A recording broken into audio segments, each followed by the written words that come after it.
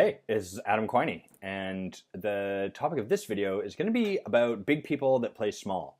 Having been a former big person playing small. So let's talk about big people first. When I say big people, what I really mean is that certain people have a quality that I would call presence. Presence is the quality where when that sort of person enters the room, you notice them. It doesn't mean that they're necessarily tall or short or fat or thin or any, there's no particular physicality to it.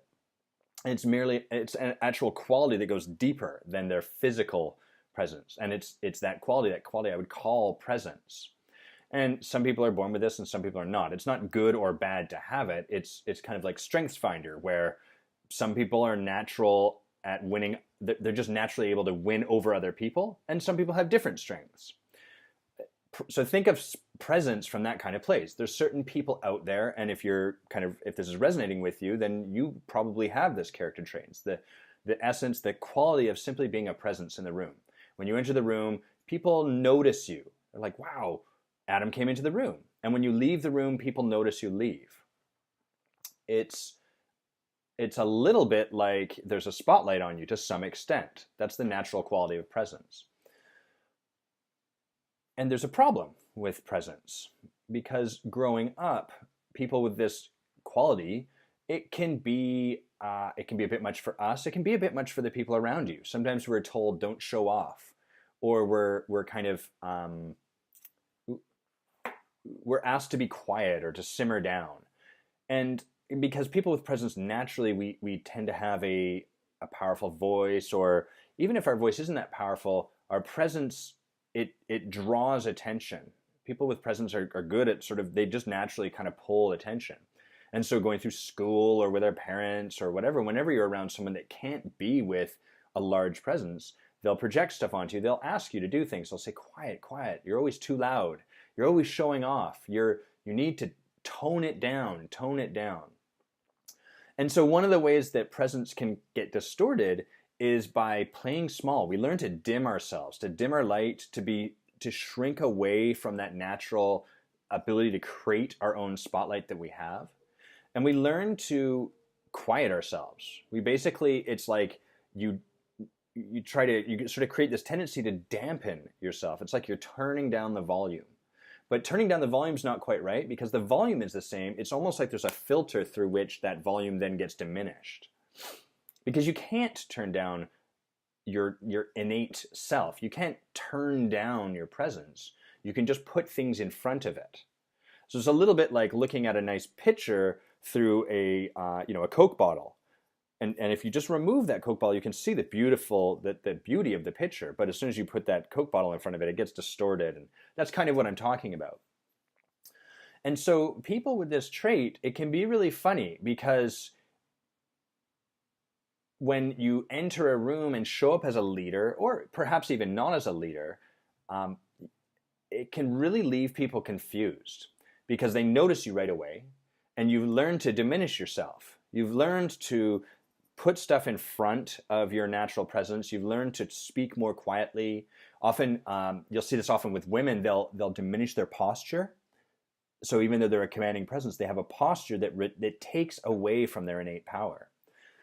And so people with this tendency of being big but playing small, can be left feeling often quite powerless, can be left feeling unheard or unseen, can be left feeling irrelevant, or like they're not having the impact they know they're capable of having. And ironically, it all stems from them diminishing themselves.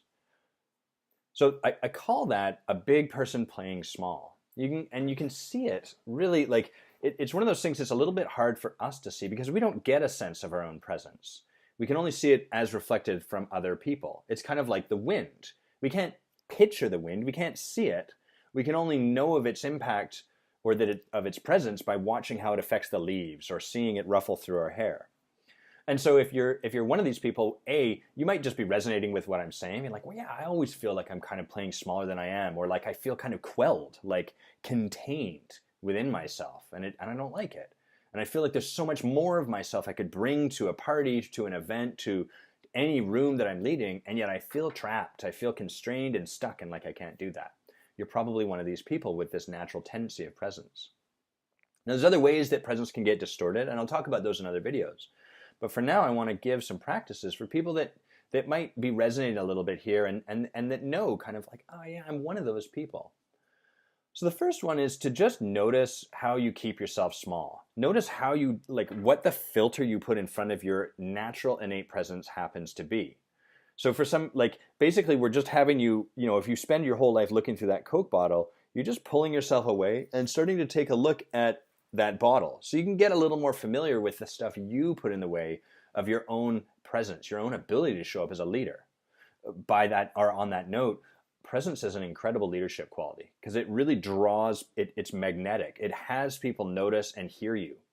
And so that's another way you might sort of notice this quality of yourself is you might find that people often look to you or turn their attention to you or seek you out in situations.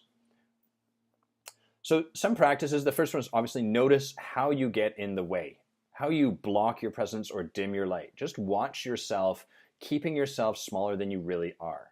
Pay attention to that. Get curious about it. When you find yourself in social situations, or even better, any situation you already know you keep yourself smaller than you really are in, just watch how you do that. What are the tactics? Put your attention, so that's the first one. Second, put your attention on the things that are kind of automatic for you. Put your attention on your posture. How do you sit? Do you sit powerfully and open and like in a way that draws and allows attention to be drawn to you? Or do you close yourself inwards? Do you make yourself small by slumping or by keeping your hands in your pockets? Put your attention on your breathing. Do you keep your breathing shallow? Or do you breathe deep, nourishing, powerful breaths?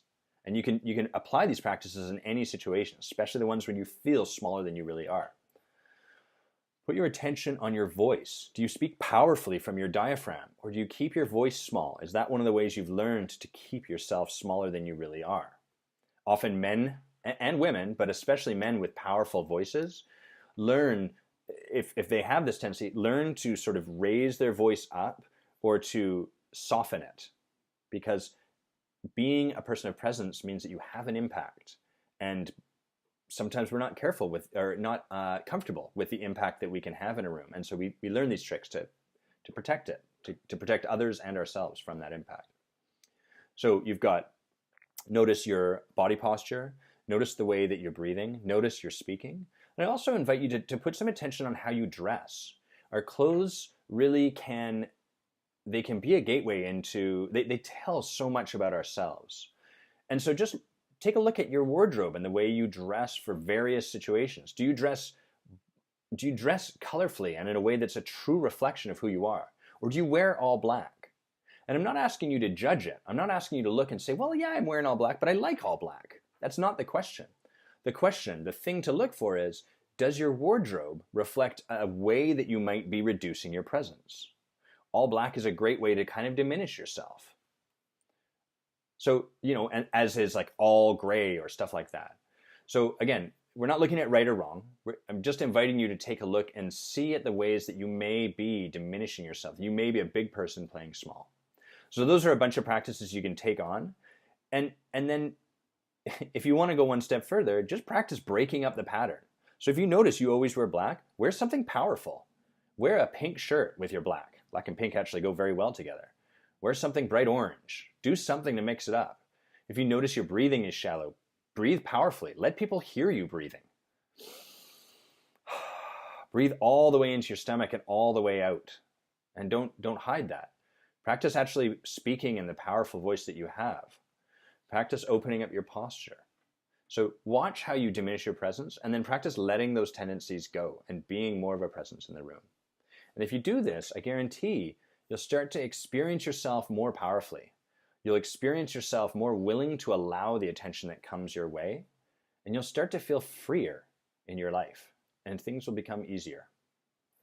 Thanks. We'll talk more about presence next time.